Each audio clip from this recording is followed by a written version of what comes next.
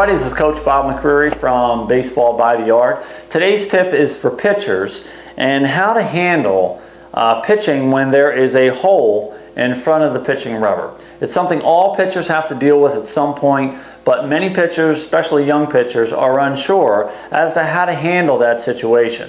Most pitchers are taught basic footwork around the pitching rubber, where your feet should be, but how do we do it when there's a stupid hole in front of the pitching rubber?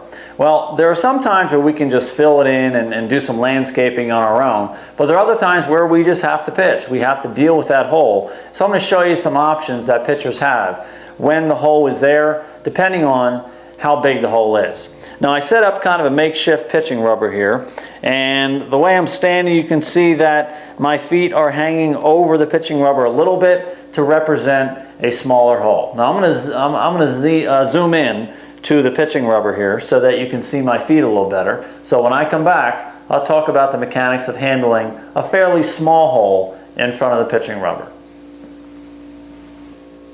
Okay, I'm back here and my feet are set up on a pitching rubber that has a little bit of a hole or a little bit of a decline in front of the pitching rubber.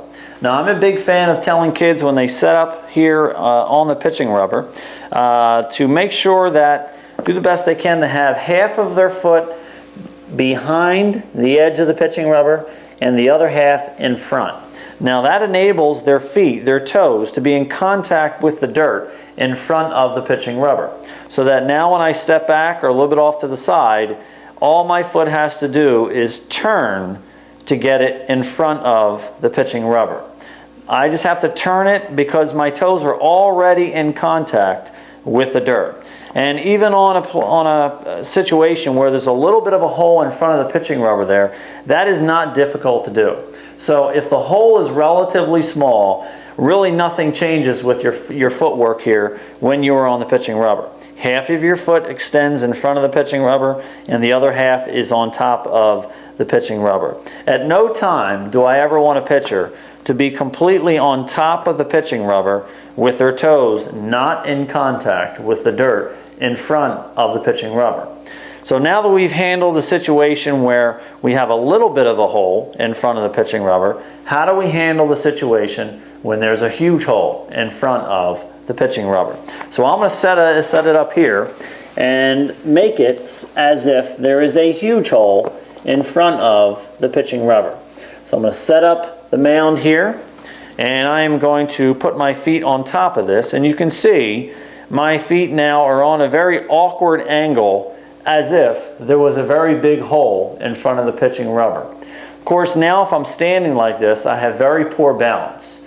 If I stand with both feet on top of the pitching rubber so that at least my feet are flat, here's the problem that I run into. Of course, I want, especially young kids, to keep their eyes focused on the catcher because that's where the target is, that's where they need to throw. Now, if I step back or off to the side, I now have to drop my foot and step down into that hole when I'm not looking. And if I'm stepping down into that unknown and my eyes are not looking, I have a better chance to lose my balance and not get a proper feel of my landing of my feet. So in order to combat that, a pitcher, when he steps to the side or steps back, has to take his eyes off the catcher, now look down to see where his foot is stepping into, and of course, he might be able to improve his landing, but he's taken his eyes off the catcher. So there are a couple other options here that I recommend for young kids if they have a very large hole in front of the pitching rubber. The first one involves putting both of your heels down into that hole so that the heels are touching the pitching rubber.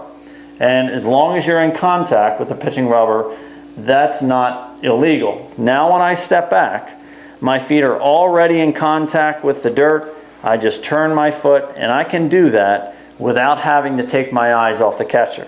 So it basically involves heels on the pitching rubber, down into the hole already, stepping to the side, and just turning my foot up against that hole or the pitching rubber, and now I can lift my knee up as normal. So that's one option.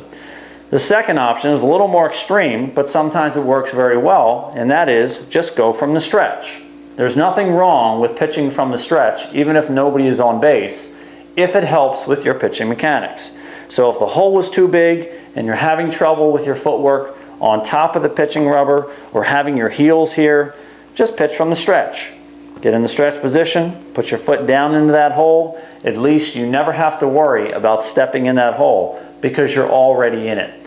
Now, if your mechanics are good from the stretch, and my weight's getting back like I should and everything else is normal, pitching from the stretch is not a problem. Okay folks, so to recap, if you are ever faced with a situation where you have that big hole in front of the pitching rubber, there are things you can do to manage that effectively. Of course, if you're able to fill in that hole and flatten it out and tamp it down, then that obviously would be your best bet. But if you can, if you're on a field where maybe it's not your home field and you don't have any way of controlling what happens to the pitching mound and the hole in front of it, then you still have to pitch effectively, so you have to make an adjustment. I gave you a couple adjustments here depending on how big the hole is, and even on a situation where the hole is very deep, there are ways to manage that effectively so that it does not affect your pitching performance. It just involves a little bit different footwork, possibly going from the stretch, but if you do it, you still should be able to pitch effectively and not allow that hole to negatively affect your performance. So there's your tip for the day. Hope you learned something, and stay tuned next time for another tip from Baseball by the Yard.